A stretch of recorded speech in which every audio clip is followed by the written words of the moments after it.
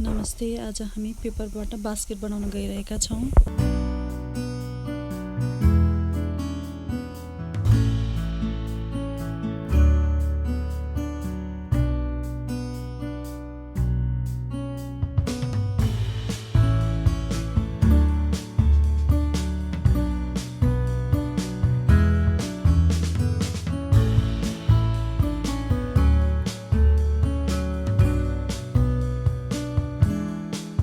एउटा A4 size पेपरबाट हामीहरूलाई चाहिएको जस्तो सेपमा हामीले 8 रेक्ट्याङ्गल बनाउन सक्छौं।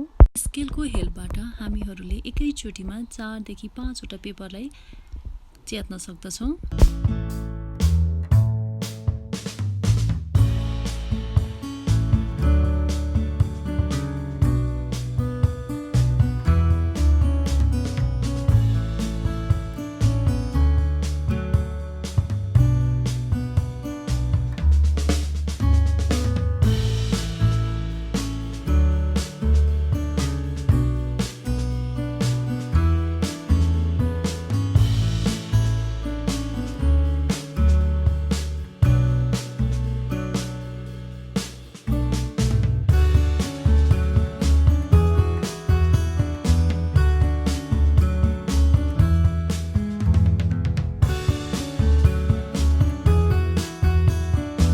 अब हामी पेपरलाई कसरी फोल्ड गर्ने भनेर सिक्न गइरहेका छौं।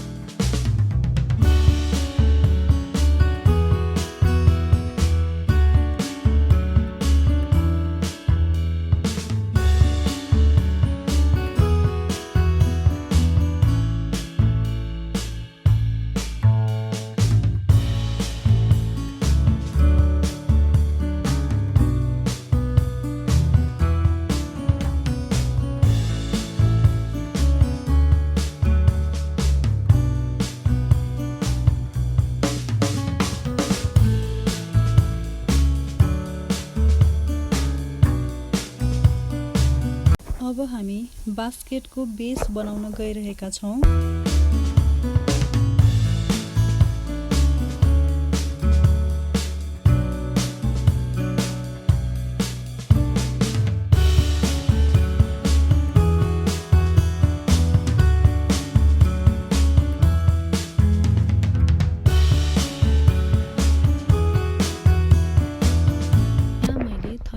वटा ट्रायंगललाई यसरी नै जोडेको छु। हजुरहरूले आफूले चाहेको शेपमा ट्रायंगलहरू एड तथा रिमुभ गर्न सक्नुहुनेछ।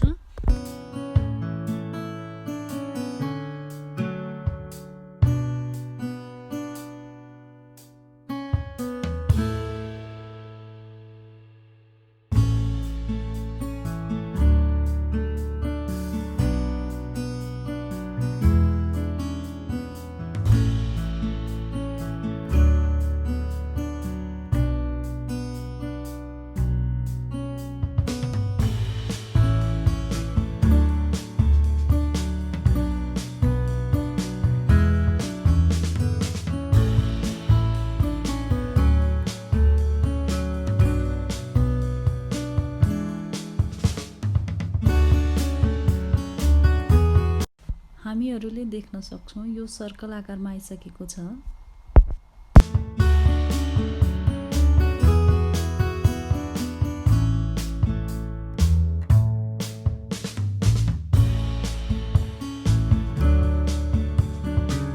हामीहरूसँग हेर्न सकिन्छ एउटै ट्रायंगल त्यसरी जोडिएको छ। हेर्नुस्, अब हामीले यो एउटा ट्रायंगलको दुईटै साइड नलिकिन एउटा ट्रायंगलको एउटा साइड र त्योसँग जोडिएको नेक्स्ट ट्रायंगलको अर्को साइड लिएर त्यसमा हामीले अर्को नेक्स्ट ट्रायंगल एड गर्छौं। यो गर्दाखेरि हामीहरूको शेप पनि राम्रो आउँछ र हामीले बनाएको स्ट्रक्चर पनि बलियो हुन्छ। यसरी नै ट्रायंगलहरु एड गर्दै हामी फर्स्ट लेयर कम्प्लिट गरेर आउने छौं। हामीहरुले यहाँ देख्न सक्छौं हाम्रो फर्स्ट लेयर कम्प्लिट भइसकेको छ। अब हामी सेकेन्ड लेयरको लागि ट्रायंगलहरु एड गरिरहेका छौं। यहाँ पनि हामीले एउटै ट्रायंगलको दुईटा साइड नलिकन डिफरेन्ट ट्रायंगलको एकवटा साइड लिएर नेक्स्ट ट्रायंगललाई एड गर्छौं।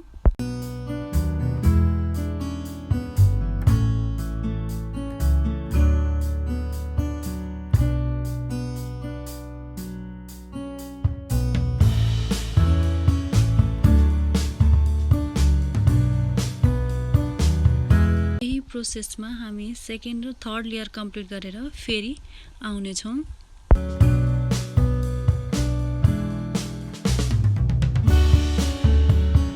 अब भने हामी कलरफुल ट्रायंगलहरुलाई एड गर्छौं। एउटा कलरफुल ट्रायंगल एड गरिसकेपछि हामीहरुले चारवटा व्हाइट ट्रायंगल एड गर्छौं। त्यसपछि नेक्स्ट फेरि हामीले नेक्स्ट कलरफुल ट्रायंगल एड गर्छौं।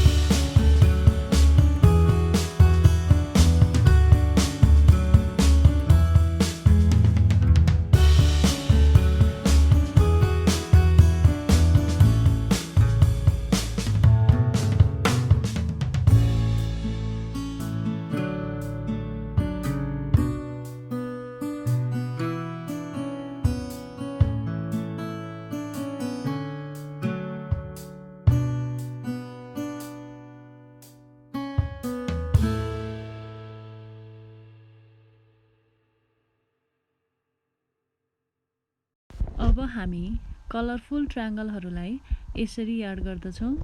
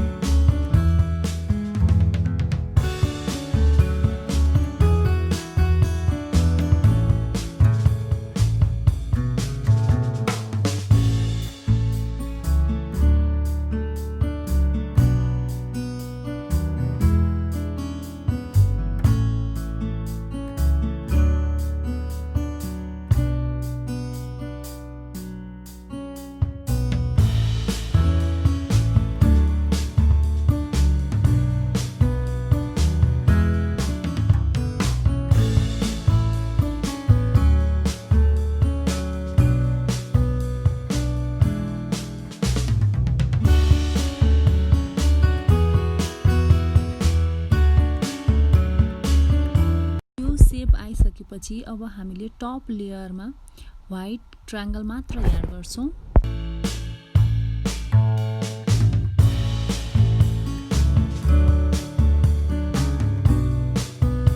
अब येलो ट्रायंगललाई हामीले अर्को येलो ट्रायंगलको जस्ट माथि एड गर्छौं।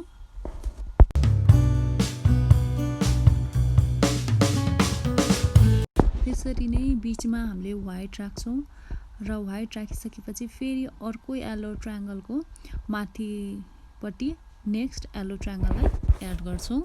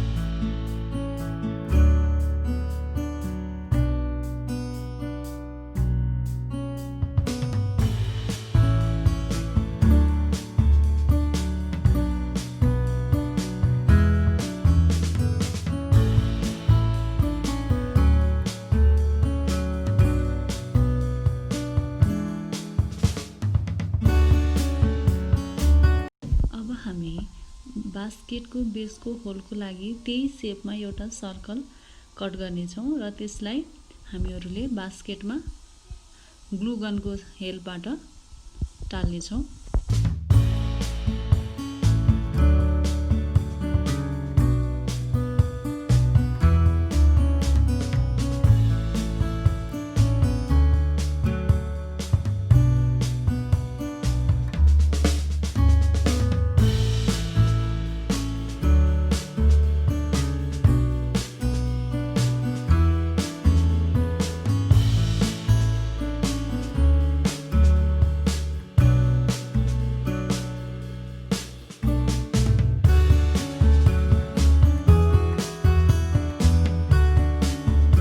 हामी बास्केटको ह्यान्डल बनाउन गइरहेका छौं, जसको लागि हामीहरूलाई यस्तो शेपमा 60 पीस चाहिन्छ।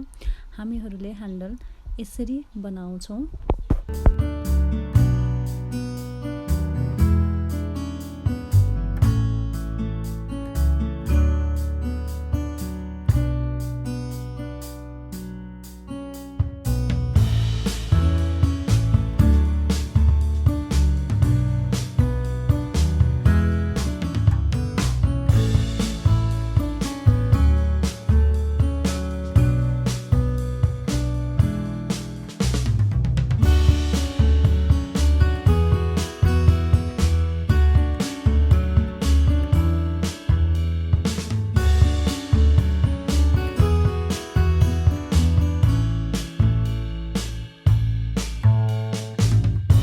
अब हामीले ह्यान्डललाई ग्लु गनको हेलबाट यो बास्केटमा टाल्दछौं। बास्केट र बास्केटको ह्यान्डल दुईटै बलियो हुने गरेर हामीले ग्लु गनको युज गर्नु पर्दछ, जसको लागि हामीले ग्लु गन केही मात्रामा धेरै युज हुन्छ।